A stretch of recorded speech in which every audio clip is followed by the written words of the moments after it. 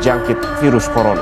2 WNI yang positif terjangkit corona dibenarkan Presiden Joko Widodo. 80 orang yang berada di tempat itu pada saat event itu.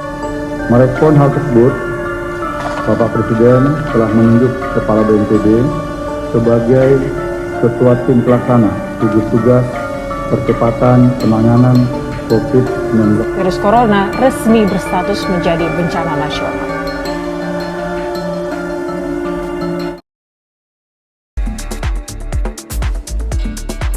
Dan dirumahkan mencapai 2,8 juta. Ada 87 karyawan yang harus dirumahkan oleh manajemen Ramayana, terkoreksi 6,35%. 1.060 karyawan di Jombang, Jawa Timur di PHK perusahaan. 1,2 juta dari sektor non-formal. Menyebabkan ribuan karyawan di Jombang, Jawa Timur di PHK. Lonjakan PHK dan pekerjaan dirumahkan sebagai dampak ekonomi di tengah pandemi virus corona. Itu menjadi viral di media sosial. Jenazah sempat ditolak masyarakat setempat. Penolakan pemakaman jenazah perawat RSUD Dr. Karyadi yang meninggal karena tertular virus corona. Karena tertular virus COVID-19, sempat ditolak warga saat akan dikremasi.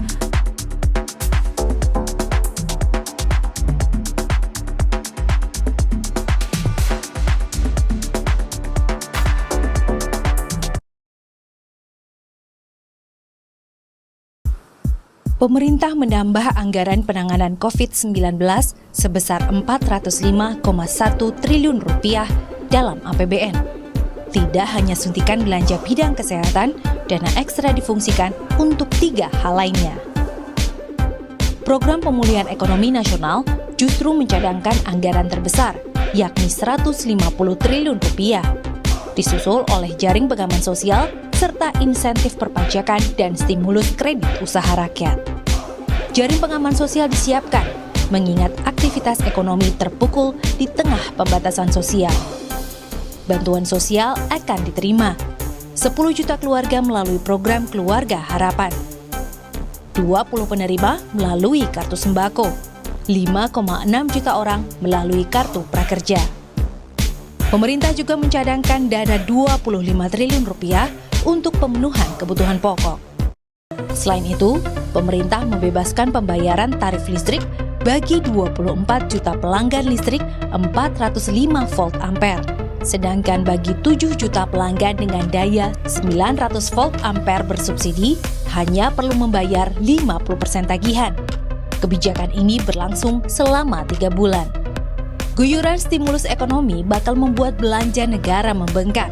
Konsekuensinya, defisit APBN melebar, seperti dalam peraturan pemerintah pengganti Undang-Undang Nomor 1 Tahun 2020 yang sudah ditandatangani Presiden. Perpu ini juga kita terbitkan untuk mengantisipasi kemungkinan terjadinya defisit APBN yang diperkirakan mencapai 5,07%. Oleh karena itu, kita membutuhkan relaksasi kebijakan defisit APBN di atas 3%. Namun, relaksasi defisit ini hanya untuk 3 tahun. Stimulus fiskal yang lebih besar diharapkan mampu mengatasi dampak buruk COVID-19 ke kesehatan, ekonomi, dan sistem keuangan. Saat ini, perbankan dalam kondisi prima dalam menghadapi tekanan akibat corona. Dengan melihat kondisi global yang menurun tadi, dampaknya terhadap Indonesia, kita mendiskusikan perlunya stimulus fiskal yang lebih besar untuk tadi menambah anggaran kesehatan, menambah jaring pengamanan sosial, dan juga bagaimana mengurangi beban dari para UMKM, dunia usaha.